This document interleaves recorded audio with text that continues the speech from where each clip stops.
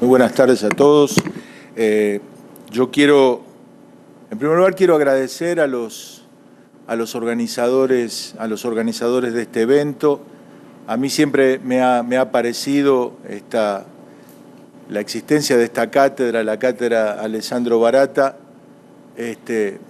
una especie de milagro, ¿no? Porque aquí no se trata de un profesor anglosajón que tiene por detrás una universidad rica y algunas fundaciones, sino que Paula Dobles, desde hace 7 años, una vez por año, produce este milagro, ¿sí? De juntar personas, de juntar instituciones y una vez más, y cada vez que uno termina este evento de la Cátedra Alessandro Baratta, uno dice, ¿y cómo va a ser Paula, ¿sí? Para conseguir llevar adelante este evento del año que viene? A mí, Paula me hace acordar, yo viví algunos años en Brasil y me hace acordar una vez que yo lo escuché hablar a Pelé en la televisión y Pelé decía, si uno es inglés y va de casualidad alguna vez al África y mata a un león y lo pone arriba de la chimenea, a uno lo van a reconocer toda la vida como un cazador de leones. Pero si uno es negro y pobre y quiere que lo reconozcan como cazador de leones, tiene que matar 2 por día, ¿no? Entonces, esto es lo que pasa con Paula. Y esto es lo que pasa con esta cátedra, Alessandro Baratta, que no es una estructura, que esta cátedra es un lugar de reunión, un lugar de articulación de pensamiento, un lugar de articulación institucional que solamente, digamos, en este caso es la figura de Paula la que lo mantiene vivo. Para mí es un gusto y la verdad que es una alegría estar nuevamente en Costa Rica y estar nuevamente aquí en este Colegio de Abogados, que ya ha hospedado y sigue hospedando muchísimos debates en torno a la cuestión de la infancia y en torno a la cuestión penal juvenil. Ayer yo estuve invitado en el posgrado de la Facultad de Derecho de la UCR, por la gentileza, aquí está lleno de amigos, no puedo ir nombrando a todos, pero sí, si va ocurriendo. Javier Llobet estaba ayer y gracias a él es que tuvimos ayer un muy interesante debate en el posgrado de la Facultad de Derecho. Y ayer yo decía por primera vez, y esto lo pensé cuando Paula me propuso este tema, yo fui discípulo de Alessandro Baratta, él fue mi maestro de doctorado, yo fui después su asistente por muchos años y quedé vinculado a él toda la vida. Junto con mi padre y con mi hijo, Sandro fue, junto a mi padre y a mi hijo, fueron los 3 hombres más importantes de mi vida. Y yo le decía ayer a Javier, y lo vuelvo a repetir hoy, que es la primera vez, este año se cumplen 15 años de la muerte de Sandro, y yo decía, es la primera vez que yo hablo en público sobre el pensamiento de Alessandro Baratta y la excelente introducción que José Manuel ha hecho aquí sobre lo que yo llamaría las líneas estructurales del pensamiento de Baratta, me permiten a mí incursionar en otra dimensión, ¿no? En una dimensión que es la dimensión casi de la microhistoria, en la dimensión que los historiadores modernos llaman la nariz de Cleopatra, ¿no? En la microhistoria y en la historia moderna hay un factor que se llama la nariz de Cleopatra, ¿sí? Que es muy pertinente, que son aquellas pequeñas cosas, ¿sí? Aquellas pequeñas cosas que cambian el curso de la historia. Y llaman la nariz de Cleopatra porque si Cleopatra hubiera sido fea y hubiera tenido la nariz torcida, la historia del Imperio Romano hubiera sido distinta. Esto es, ¿sí? La historia está más allá de las estructuralidades que nosotros pensábamos hace muchos años. La historia está llena de sorpresas, y esto es lo que hace rico a la historia, que uno nunca sabe cómo termina, esta función. ¿Cómo se honra el pensamiento de una figura compleja, como fue la figura de Alessandro Baratta?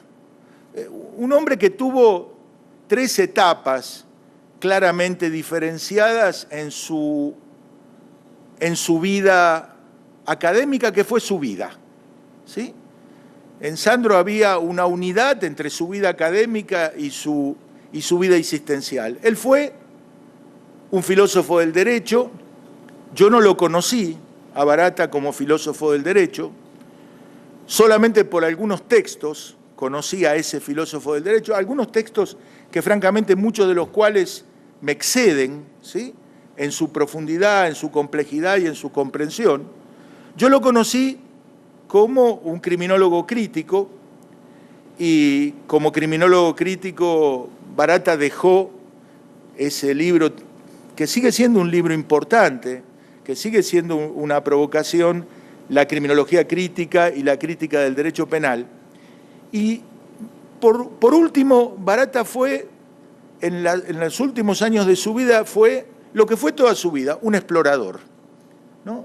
Baratta fue un explorador porque lo que lo movía, y la prueba está de que cambió de piel 3 veces, fue un filósofo del derecho, fue un criminólogo crítico, y después fue un explorador utilizando su bagaje de filósofo del derecho y su bagaje de criminólogo crítico, fue un explorador de los confines del derecho. Y el tema de los derechos de la infancia a Baratta le interesaba en la medida que le permitía explorar los confines del derecho. Hay 2 textos que me parece que son emblemáticos. Este que yo ya mencioné, Criminología crítica y crítica del derecho penal, que es su texto emblemático en cuanto a criminólogo, y es un libro ampliamente conocido en América Latina y traducido. Y en segundo lugar, un texto que me parece un texto fundacional de la última etapa, de su última etapa de explorador, que es un texto que es una conferencia que él dictó en el año 1999, si yo no me equivoco, en el aula magna de la Facultad de Derecho. Yo lamentablemente no pude estar físicamente presente en ese momento. Pocas veces el aula magna de la Facultad de Derecho de la Universidad de Buenos Aires, que tiene una capacidad de más de 600 y 700, estaba absolutamente abarrotada. Y tal vez sea uno de los textos más interesantes, porque es realmente un texto de frontera. Este sí que es un texto de frontera, y a mí me tocó, este es como si hubiera sido un regalo maravilloso donde yo fui el autor del paquete, yo fui el autor del título, ¿sí? Y Sandro siempre le pareció que ese título correspondía a lo que él quería, pero me decía, esto es el título de esta primera parte y es el título de una segunda parte, que no escribió formalmente, pero que fue escribiendo en reflexiones aisladas. Y ese título, ese texto se llama La infancia como arqueología del futuro. Y es un texto que yo después lo voy a poner a disposición, porque está publicado en un libro de una edición absolutamente casera, del cual no habrán salido más de 400 o 500 ejemplares en Buenos Aires, y nunca más fue reeditado, que yo sepa, este texto, La infancia como arqueología del futuro. Porque, digamos, Baratta tiene 2 constantes. Estos 3 momentos que yo nombro, la filosofía del derecho, la criminología y el derecho de la infancia, hay 3 constantes fundamentales. Y hay 2 constantes fundamentales. Y estas 2 constantes, la primera tiene que ver, y ya sobre José Manuel y todo el mundo conoce esta parte, que es el espíritu crítico. Y el espíritu crítico significaba muy sencillamente no aceptar que las cosas eran como aparecían frente a nuestros ojos, ¿sí? Esto era el espíritu crítico, que había que ponerse unos anteojos para ver que a veces por tras de las apariencias las cosas eran diversas. Pero el segundo aspecto, el combustible, digamos, del motor de esa máquina extraordinaria intelectual que fue Alessandro Baratta, era sobre todas las cosas la curiosidad. Yo creo que en esto sí se podría emparentar esta frase que Marx elige para definirse a sí mismo. Yo creo que Sandro, no tengo ninguna duda que la hubiera hecho de él, que es nada de lo humano me es ajeno, ¿sí? No había prácticamente nada que no despertara su curiosidad. Por eso no me parece casual que él haya dedicado a explorar los confines del derecho a través de la cuestión de la infancia. Porque en ese texto, La infancia como arqueología del futuro, él termina en los pasos finales, él termina, yo me recuerdo, yo lo traduje además del italiano al castellano, ese texto, y me acuerdo que al final me encontré con una frase que me pareció, y mi primera reflexión fue, esta frase es demasiado linda para que además sea verdad. ¿Y cuál era esta frase en cuestión? Barata al final terminaba diciendo algo así como, los niños, cuanto más pequeños, tienen más memoria y más historia. ¿No? Y parece una hipérbole, parece una exageración, pero en realidad él me dijo, no, los niños tienen más memoria y más historia en relación a nosotros los adultos, a los cuales la razón cínica nos coloniza nuestro mundo de vida y nos impide pensar que lo que es puede no ser y lo que no es puede ser. En otras palabras, es la base de la utopía. Pero no de la utopía se ha vuelto, y este es el paradigma de la razón cínica, la utopía se ha vuelto en algo despreciable porque se ha vuelto en algo imposible, ¿no? La utopía se ha degradado. La utopía, que las vacas vuelen, esa es una utopía, ¿sí? Es la utopía degradada. Pero no era esa la utopía, sino la utopía en el sentido de quien fue uno de sus mentores intelectuales más importantes, que fue Gustav Radbruch, uno de los grandes filósofos del derecho de la Alemania contemporánea. Esto era el motor el motor de la curiosidad. Porque Barata tenía, ¿sí? Cuando se analizan los componentes del desarrollo y de la evolución tecnológica, hay dos motores fundamentales del desarrollo tecnológico. Uno es la guerra, lamentablemente, porque buena parte de la tecnología que nosotros utilizamos es el subproducto del desarrollo tecnológico y del desarrollo de la tecnología militar.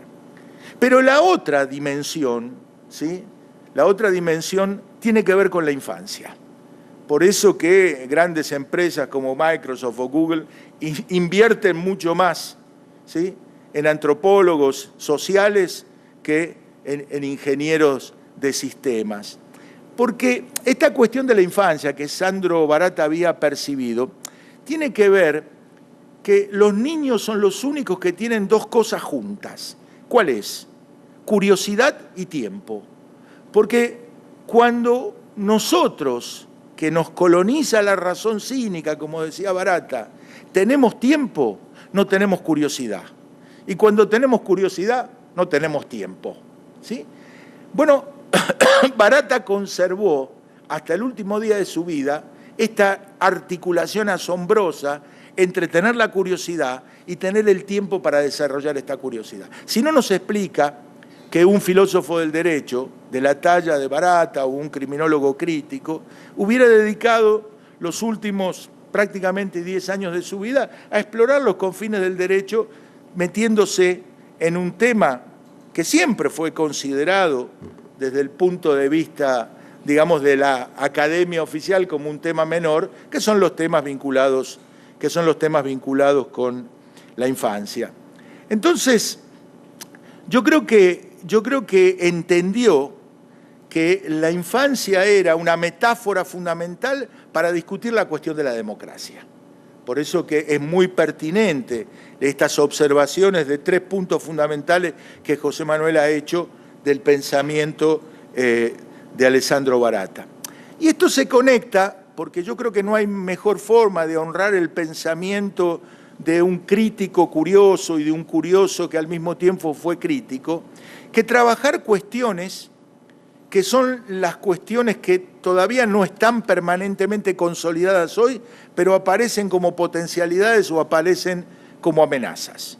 Y hoy en día, nosotros, el tema de este seminario, y en este sentido creo que Paula ha tenido la perspicacia de entender esto, El tema de las legislaciones para la infancia, las legislaciones para la infancia y lo que pasa con estas legislaciones para la infancia son un termómetro extraordinario de lo que está pasando no con la cuestión de la infancia, sino con la cuestión de la democracia.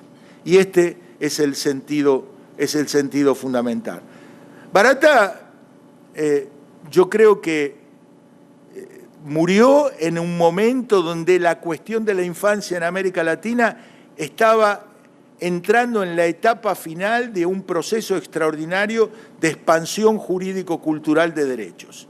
La década del 90, entre el 90, 91, 92, hasta prácticamente fin de la década, fue una década de extraordinaria expansión. Y no pudo, ¿sí?, por razones que hacen a la materialidad de nuestras vidas, y esto Hegel dice por ahí, me parece extraordinario, el hombre es grande porque es mortal, ¿sí? Por eso es que el hombre es grande. Si fuera inmortal, sería una cucaracha, ¿no? No pudo ver una evolución que nosotros estamos percibiendo hoy, que es una involución de la cuestión de la democracia, pero que se manifiesta con mucha fuerza en la cuestión de la infancia. Nosotros hace mucho tiempo, y por eso yo creo que la cuestión emblemática de la infancia, si en los años 80 del siglo pasado fue el tema de los niños de la calle, y en los años 90 fue el tema del trabajo infantil, no me cabe ninguna duda que en el siglo XXI la cuestión emblemática de la infancia es la cuestión penal juvenil, ¿sí? Porque yo no me canso de decir que a pesar de su dimensión cuantitativa reducida, la cuestión penal juvenil tiene un potencial positivo y negativo extraordinario. La historia muestra que quien no resuelve adecuadamente esta cuestión acaba no resolviendo, porque la cuestión penal juvenil, a pesar de su dimensión cuantitativa reducida, tiene lo que yo llamo un carácter contaminante negativo sobre el conjunto de las políticas sociales. El que no resuelve esta cuestión acaba no resolviendo el resto. Y aquí es bueno mencionar a alguien, ¿sí?, que quiso mucho a Barata y a quien Barata quiso mucho, que fue este gran pedagogo brasilero que fue Antônio Carlos Gomes da Costa. Y Antonio, yo fui quien los acercó y quien estuvo presente siempre en esa relación.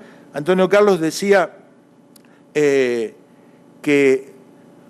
una sociedad decente es una sociedad que aprende a respetar a los peores. Este es el potencial negativo, este es el potencial positivo de la cuestión penal juvenil.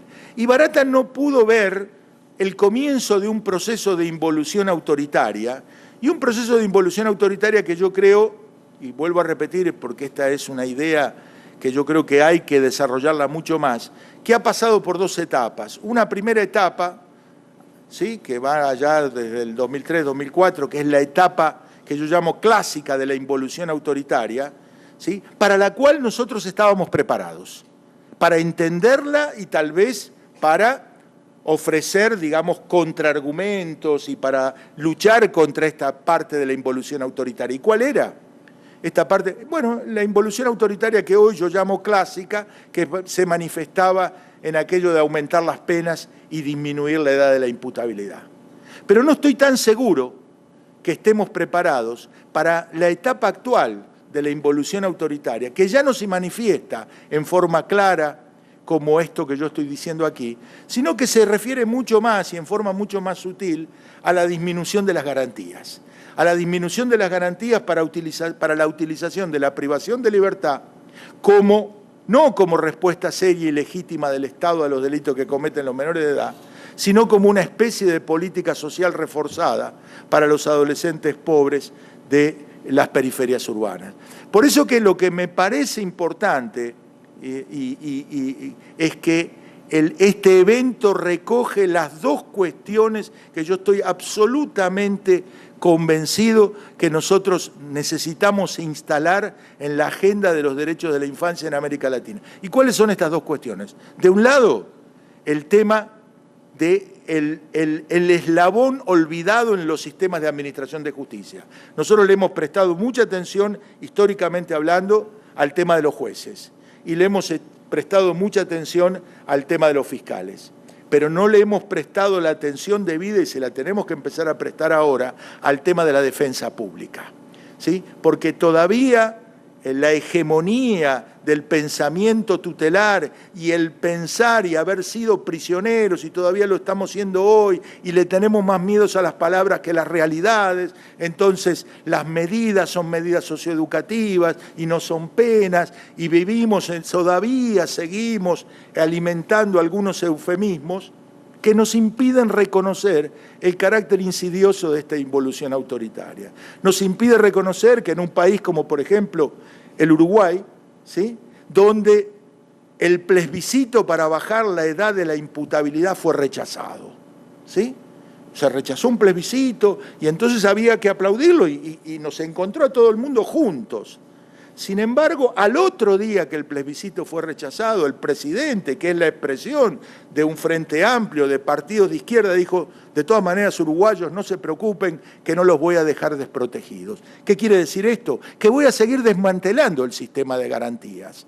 En el Uruguay y aquí tenemos a Lucía Bernaza, que mañana va a hablar de estas cuestiones también, en el Uruguay tenemos un proceso casi emblemático donde un gobierno progresista, impulsado por los sectores, digamos, más característicos de la derecha más reaccionaria, hacen propuestas que después todo el Frente Amplio vota por unanimidad. Todas estas propuestas de desarrollo regresivo en América Latina no solamente están propuestas por los malos, están apoyadas muchas veces por los buenos. Y entonces tenemos que empezar a recoger esta complejidad, porque uno con la realidad puede hacer cualquier cosa, menos enojarse, ¿no? Y por eso me parece bastante pertinente esta frase de Hannah Arendt que decía, cuando le preguntaban ¿por qué usted hace lo que hace? Bueno, para comprender. Mi cuestión principal es comprender. No, decía, no para perdonar, sino para reconciliarme con un mundo donde estas cosas son posibles. Entonces hay que entender la complejidad donde hoy un pensamiento progresista es el que lleva adelante el desmonte de estas garantías. Entonces yo creo que las dos cuestiones fundamentales que hoy tenemos en relación a la agenda de la infancia en América Latina una es la cuestión de la defensa pública, de entender a la defensa pública como esto que planteaba Elías Carranza, como la necesidad de establecer la paridad de armas en el debido proceso. ¿Sí? Sin una defensa pública fuerte, sin crisis de identidad, etcétera, etcétera, no hay debido. Y el otro punto, que me parece todavía tan importante como el primero, es la cuestión de la dimensión cuantitativa de la cuestión penal juvenil. Nosotros no podemos seguir debatiendo ideológicamente estas cuestiones. En buena parte de los países de América Latina o no hay información cuantitativa confiable, o esta información cuantitativa confiable no se utiliza inteligentemente de la forma que debería utilizarse. Y por eso, o cuando no hay información, el ejemplo, ¿sí? Yo no me canso de decir, ¿sí? No me canso de decir que el ejemplo de todo lo que no debe ser en materia de infancia en la Argentina, lamentablemente es la Argentina, ¿sí? La Argentina es el país más atrasado y más brutal de América Latina en esta materia. Y lo interesante de esto es que, lo cual demuestra la complejidad del problema. Nosotros hemos tenido un cambio de gobierno, el 15 de diciembre del año 2015. En esta materia y en estos retrocesos no ha habido, es como si no hubiera pasado el 15 de diciembre del 2015. Hasta el 15 de diciembre del 2015 nosotros no sabíamos cuántos, mire, fíjense lo que no tenemos, no sabemos hace 10 años en la Argentina cuántos menores de edad hay privados de libertad. Las instituciones de privación de libertad son cajas negras. Y dentro de estas cajas negras hay otras cajas negras que son los menores de 16 años, que hipócritamente en la Argentina la legislación, que dicho sea de paso, el régimen penal de la minoridad en la Argentina tiene la firma, porque no es una ley, es un decreto del mayor genocida de la historia de América Latina, que fue Jorge Rafael Videla, ¿no? Ahora, nosotros no sabíamos hasta el 15 de diciembre. Han pasado 2 años desde el cambio de gobierno y seguimos exactamente en la misma situación. Hay una continuidad asombrosa. ¿Esto qué quiere decir? Esto quiere decir que nosotros necesitamos reconstruir la dimensión cuantitativa para sacar este debate de la cuestión meramente ideológica y de una cuestión meramente de opiniones. Si no tenemos información cuantitativa confiable, honesta, seria, aunque duela a quien le tenga que doler, jamás sabremos, ¿sí?, si las medidas que estamos tomando van por la dirección correcta o no van por la dirección correcta. Así que, bueno, nada más que esto, y muchas gracias otra vez por la pertinencia de un evento como este y por la organización de este evento. Muchas gracias.